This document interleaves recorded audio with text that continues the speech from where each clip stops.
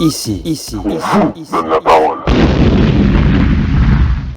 Bonjour à toutes et à toutes, bienvenue sur Artup, les artistes sont sympas, c'est un plaisir de vous retrouver aujourd'hui samedi et j'ai l'honneur de recevoir Antoine Cafaro.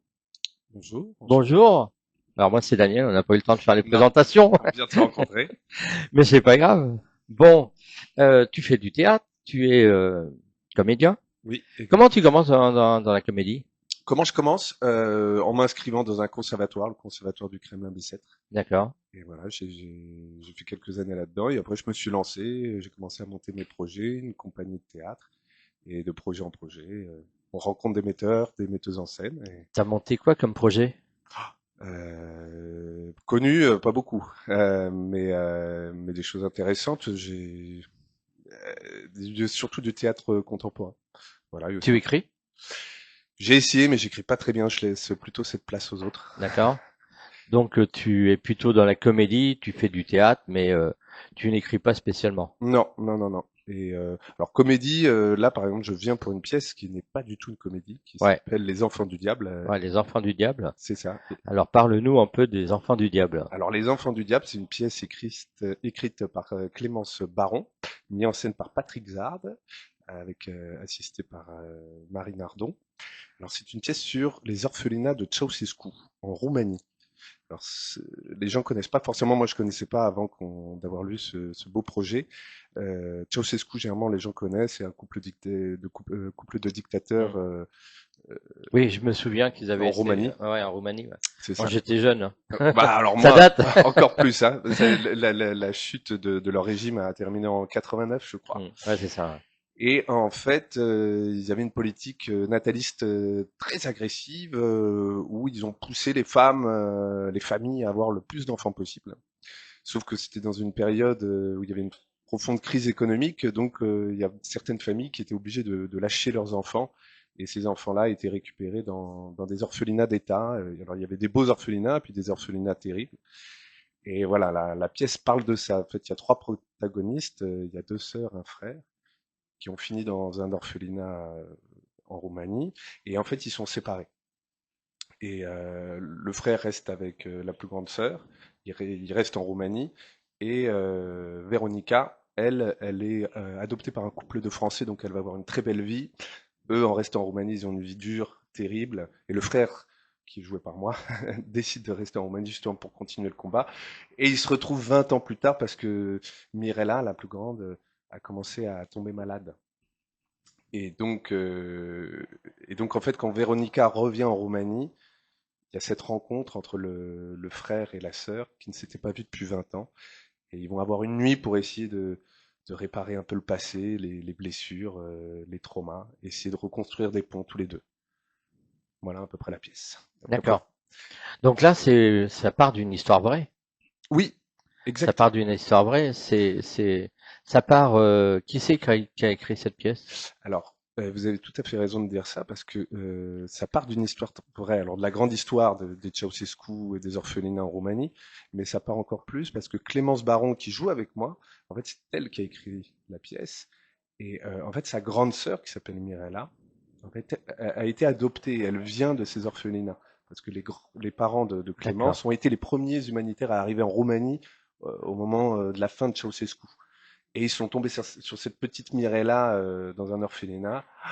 Euh, et ben voilà, ils sont tombés amoureux d'elle et ils l'ont adoptée, ils l'ont tellement adorée. Et donc Clémence a décidé, parce que sa sœur, dans ces orphelinats, comme ils étaient 40 parfois par orphelinat avec une ou deux nourrices, enfin c'était invivable. Hein. Donc il y a beaucoup d'enfants qui ont développé une sorte d'autisme, des choses comme ça, ou des maladies, des malformations. Et donc Mirella, dans la vraie vie, elle a du mal parfois à parler, tout ça, en tout cas à parler de ce passé-là. Et elle a demandé à sa petite sœur, à Clémence, d'écrire cette pièce. Donc voilà, c'est tiré d'une histoire vraie, ça reprend pas complètement l'histoire de la grande sœur. Elle a pris deux, trois histoires qui sont véridiques, elle a un peu tout mélangé pour préserver sa famille. D'accord. Alors, ça se joue depuis quand? Alors là, Et ça se joue où? alors on a joué deux saisons à Avignon, ça a super bien fonctionné, on a été merveilleusement bien accueillis. Et là, nous jouons à partir de lundi, donc le 24 novembre, les lundis et mardis. Le lundi, c'est à 19h et le mardi à 21h au studio Héberto, c'est dans le 17e arrondissement, et on joue jusqu'au 24 mars, me semble-t-il, ou 26. Voilà, pendant que 4 mois. D'accord. Voilà, le théâtre Huberto que je connais bien, moi je suis pas loin de chez moi. Ah, c'est vrai? Ouais, Alors, on n'est pas dans le grand théâtre, mais dans le studio Héberto, c'est d'accord. juste à J'ai côté. reçu pas mal d'artistes qui jouaient au théâtre Huberto, donc Ouais, c'est un joli endroit. c'est un super endroit. Ouais. Euh, pour revenir à toi, à part le théâtre, tu t'es lancé un peu dans le cinéma, Non, pas vraiment, mais j'aimerais beaucoup. Je suis en train voilà, de me construire une bande démo, d'essayer de passer de rencontrer des réalisateurs, des réalisatrices, parce que j'ai surtout fait du théâtre en fait. Ce qui m'intéressait le plus, c'était les planches, c'était le contact avec avec le public. ouais, Ouais. c'est ce qui me bottait le plus. Qu'est-ce qui t'a amené à jouer au théâtre? Alors moi déjà, je suis un enfant de la balle. Mes parents sont comédiens, D'accord. donc Ah, voilà. moi j'ai toujours vu Donc ça. évidemment, ça aide. Ah oui, ouais, Voilà. ouais. Mais pourtant j'étais pas du tout parti là-dedans. Moi j'étais parti pour être juriste. Ouais, j'ai fait des études de droit, mais au bout d'un moment je me suis dit, ouh, c'est quand même sympa. J'ai envie de revenir à ce que Et faisaient mes donc, tu as parents. fait des études de droit, mais tu travailles pas du tout dans le droit. Ouais, non, j'ai un master, voilà. Mais Voilà. j'ai fait un stage en cabinet, j'ai vu comment ça se passait. C'est super le droit, j'adorais ça, mais je me suis dit, oula, ça prend 45 ans, je m'y vois bien et en même temps, je pense que je me sentirais encore mieux dans le théâtre. Et voilà, j'en suis pas du tout déçu, j'ai aucun regret sur ce choix-là. Parce que je crois que j'aime bien cette vie aussi de projet. On va de projet en projet, de rencontre en rencontre, de texte aussi. Euh, de façon de travailler différente. À chaque fois, ça bouge tout le temps.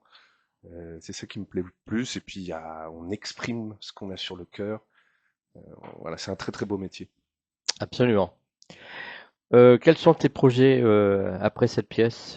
Après cette pièce, eh ben, comme j'ai une compagnie de théâtre qui s'appelle la Compagnie des Buveurs de thé, les BDT, D'accord? et bientôt nous allons sortir une nouvelle pièce qui s'appelle Diggers, quand l'argent était gratuit. C'est une pièce sur un groupe d'anarchistes dans les années 60 aux États-Unis. C'était un peu l'envers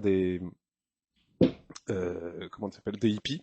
C'était vraiment les anarches et les hippies. Et ils ont créé la ville gratuite dans le quartier de Haight-Ashbury à San Francisco pendant 2 ans. Ils ont réussi à faire des trucs de dingue, c'est-à-dire où il y avait des magasins gratuits, il y avait des avocats gratuits, médecins gratuits, et ils ont essayé de mettre en scène la gratuité. Donc c'est un projet là-dessus, et bientôt là, en janvier, nous sommes en résidence à la Grange d'Imière à Fresnes, où il va sortir mi-janvier. Ok, d'accord. Donc, théâtre Huberto, tu m'as dit à partir Du de 24, lundi prochain c'est ça, jusqu'au 24 mars. 24 mars 2026 6, pour le coup. c'est ça, Voilà. c'est ça. Donc, deux soirs, le mardi, Le lundi et le le mardi, lundi et le mardi. c'est ça. Voilà. Et en parallèle, tu as d'autres planches. Bon, j'ai vu un artiste autrefois qui faisait trois théâtres en même temps. Une le lundi, une le mardi, une le Ah, c'est mercredi. vrai. Ouais. Eh ben, malheureusement, parce que j'avais une autre pièce à peu près en même temps, mais c'était trop compliqué de faire les deux. Donc, parfois, non, justement, on est obligé de lâcher certains projets, parce que ce projet, La pièce, elle dure combien de temps? elle dure 1 heure. Une heure? Une Ouais. heure, ouais. Ouais, et puis il faut apprendre les textes, Ouais, bah ça, c'est notre métier, hein. bien sûr. On se le tape, hein. C'est comme ça. T'as le trac quand tu rentres sur scène? Ah, ouais, quand même un Ouais, peu. Ouais, c'est ça qui est bon. c'est ça qui est bon. C'est un saut en parachute. Et quand tu as le public devant toi, c'est vrai que là, et quand c'est parti, le trac se libère Ouais, en c'est ça. Et général. c'est là où on prend le plus de plaisir, ouais. Voilà, Si on n'avait pas du tout le tract, ça serait suspicieux. c'est clair. Bon, bah écoute, ça a été un plaisir de te recevoir sur Artop. Ben, moi aussi. Merci beaucoup. Et puis, je te dis à très bientôt. Avec Et plaisir. puis, bah écoute, on va parler de cet événement, de cette pièce qui se joue à partir de lundi prochain, qui va être jusqu'en mars 2026 au théâtre Héberto dans le 17e. C'est pas loin de la place de Clichy. Ouais, c'est ça. Hein. Métro Rome, ou Voilà, c'est Villiers. Métro Rome ou Villiers. Voilà, Voilà. tout à fait. Allez, merci. Et puis, nous, on se dit à samedi prochain. Bon week-end à tous. Bye bye. Merci.